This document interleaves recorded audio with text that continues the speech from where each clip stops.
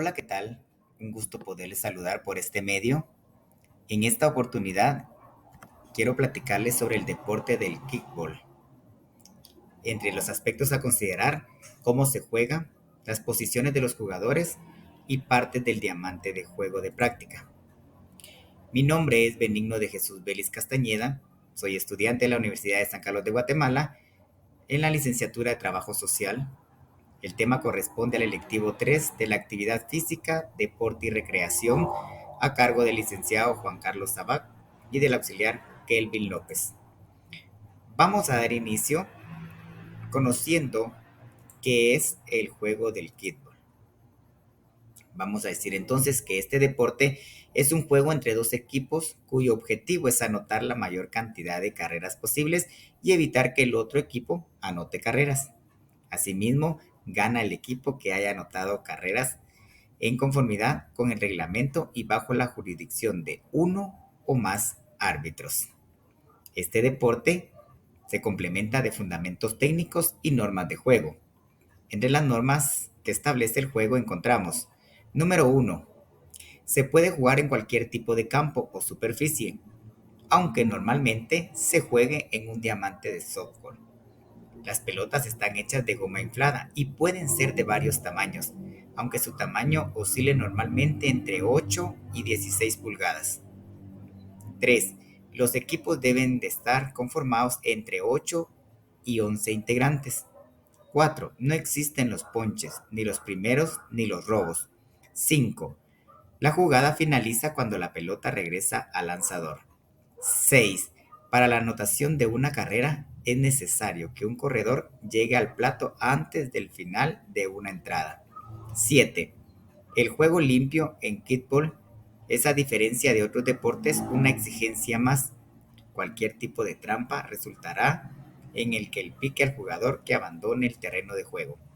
Y 8, y sumamente importante, un jugador puede salir del juego cuando: 1. La pelota es atrapada por un miembro del equipo contrario. 2. Son eliminados por un jugador contrario. Y 3. El jugador es expulsado a una base por un miembro del equipo contrario. Vamos a decir que dentro del campo de juego existen varias posiciones para los jugadores. Entre los puntos estratégicos podemos mencionar al lanzador, al catcher, el fildador corto, está el jardín derecho y el jardín izquierdo, está la primera, segunda y tercera base, la parada de urgencia y también el centrocampista, donde el jugador se sitúa detrás de la segunda base. Conozcamos entonces las posiciones de los jugadores dentro del campo interno. Dice que el campo interno es aquella zona válida del campo de juego más cercana al home plate. Lo compone el diamante que se forma en la primera base, segunda base, tercera base y el home plate. Dentro de esta zona es en donde está la mayor parte de accionar del juego, por ende, en donde están ubicados la mayor parte de los jugadores defensores. Como hablamos del campo interno, estamos hablando de la parte interna, dentro de donde se sitúa la lanzadora, la primera, segunda y tercera base, el campo corto, la fildadora corto. Asimismo, vamos a conocer entonces la posición de los jugadores dentro del campo externo. Conozcamos entonces que el campo externo es la zona válida del campo de juego más alejada del home plate. La compone la zona posterior al campo interno, limitada por la línea primera y tercera base hasta el final, donde la valla perpendicular hacia arriba. Dentro de esta zona se ubican tres defensores denominadas jardineras, o bien en la parte de afuera, que es la jardinera izquierda, la central y la derecha. Entre el campo de juego de acción existen otras partes, todas importantes por su función dentro del juego.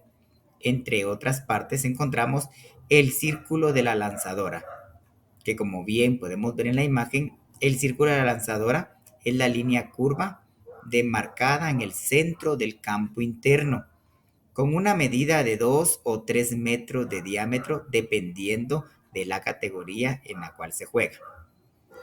Asimismo tenemos la raya ilegal. La raya del ilegal es una línea curva demarcada a una distancia de 3 o 4 metros del home plate. Dependiendo de la categoría, la raya ilegal se delimita con la línea de primera y la tercera base. Cajón de pateo, la zona de pateo y zona de pateadora. La zona de pateo es el área donde la pateadora deberá hacer contacto con el balón y la zona de la pateadora, que es el área que le permitirá a esta tomar mayor impulso para patear el balón. Asimismo, vamos a conocer otras partes del diamante del juego. Entre ellas encontramos el cajón de la receptora, que es así llamado el que está ubicado detrás del cajón de pateo. La receptora deberá permanecer en su cajón para que la lanzadora pueda iniciar su lanzamiento y este sea válido legal. También encontramos la línea de tiro. La línea de tiro es la línea curva que se prolonga de la línea del ilegal pasando detrás del cajón de la receptora. La línea de tiro es la que delimita los tiros de la receptora hacia la base cuando está intentando sorprender a una corredora que se haya separado de la almohadilla. Encontramos también la raya entre bases. Es la línea recta trazada transversalmente y exactamente a la mitad de la distancia entre la base y la otra que le sigue. Estas líneas son tres: entre la primera y segunda base, entre la segunda y la tercera base y entre la tercera y el home plate. Gracias por su atención, espero que sea de su agrado y que juntos hayamos recorrido esta aventura de conocer un poquito más sobre el deporte o el juego del kickball.